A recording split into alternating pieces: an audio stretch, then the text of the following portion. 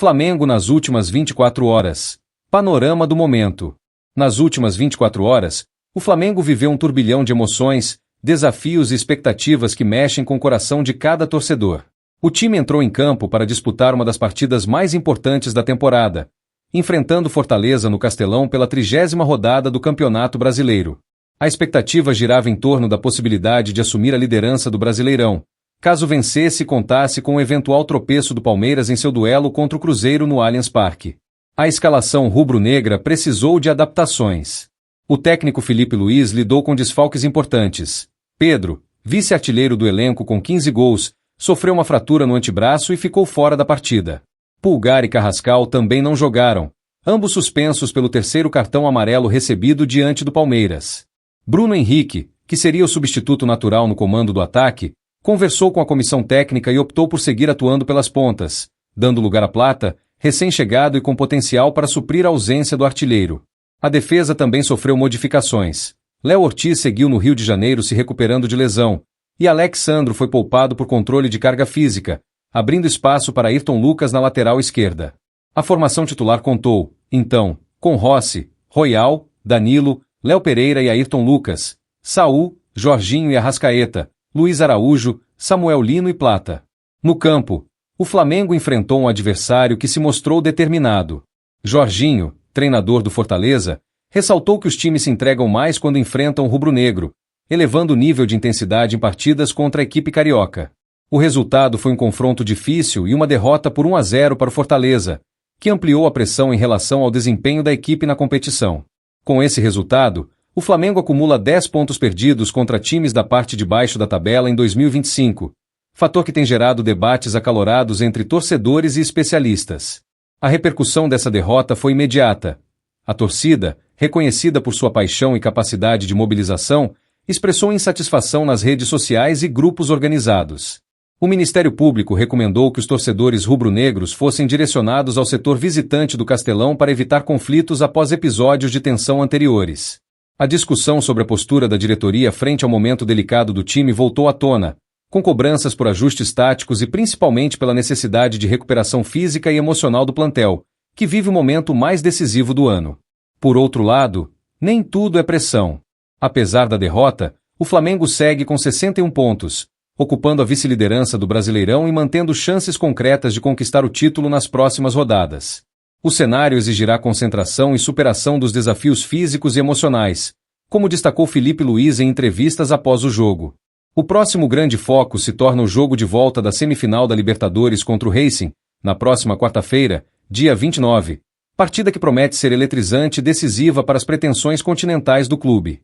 A volta de Léo Ortiz à zaga é esperada como uma das principais apostas para reequilibrar o setor defensivo e recuperar a solidez do time.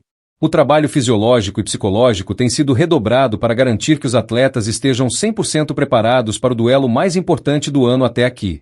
Bruno Henrique, agora nas pontas, e Arrascaeta são vistos como peça-chave para criar jogadas e garantir o dinamismo ofensivo que pode fazer toda a diferença diante do Racing.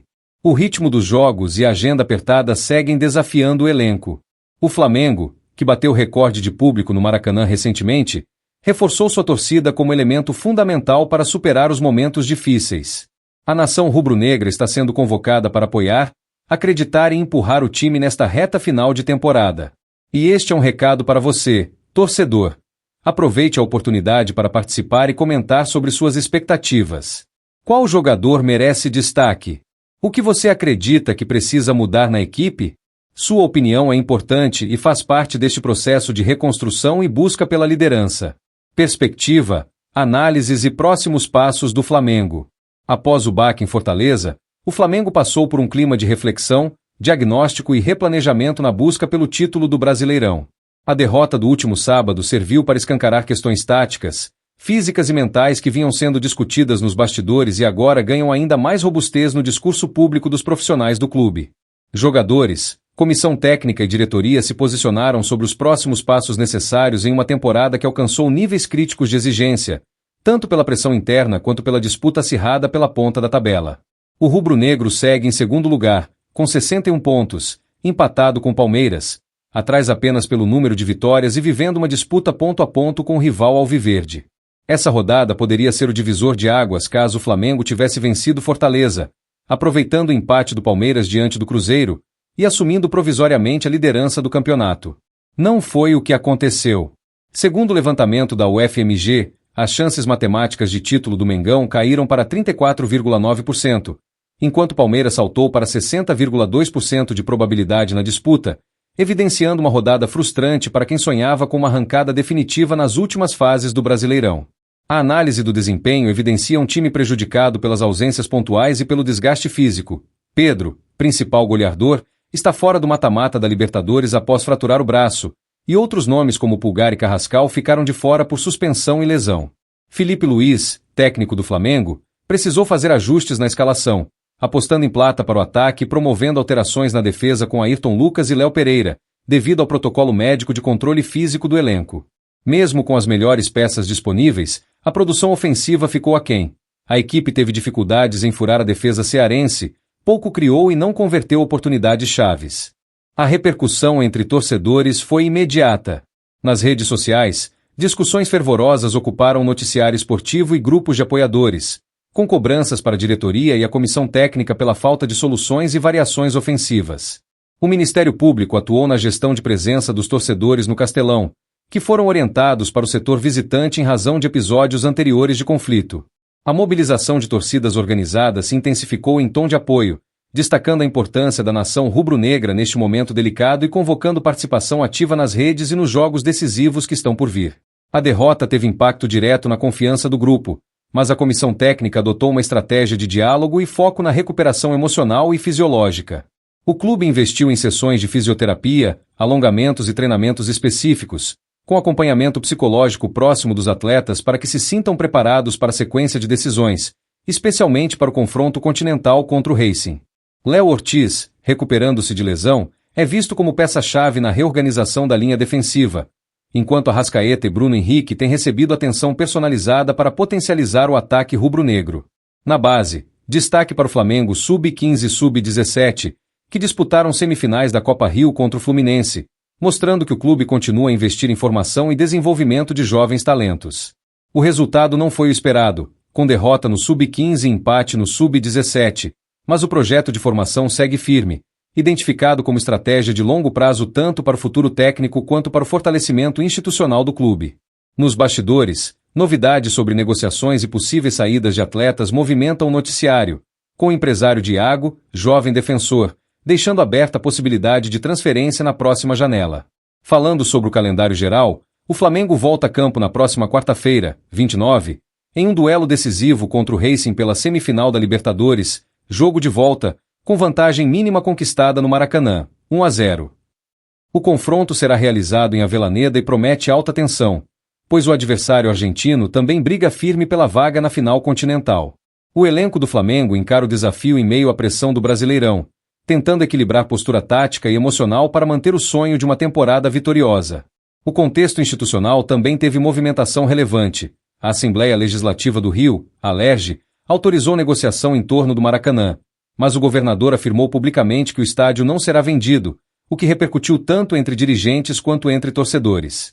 Essa notícia gera debate sobre o futuro dos grandes clássicos e as possibilidades de gestão dos eventos esportivos no estado, com impacto direto na rotina e no planejamento do Flamengo. No ambiente esportivo, profissionais do setor têm debatido sobre o calendário apertado, o risco de lesões e a necessidade de rodar o elenco. Análises destacam a importância da recuperação dos principais jogadores e da preparação estratégica para os clássicos e confrontos decisivos do fim de temporada. Além dos números do Brasileirão, o rubro-negro segue de olho na classificação da Libertadores, colocando todas as fichas nesta reta final, onde, somado ao Brasileirão, cada partida passou a ser encarada em regime de jogo de vida ou morte.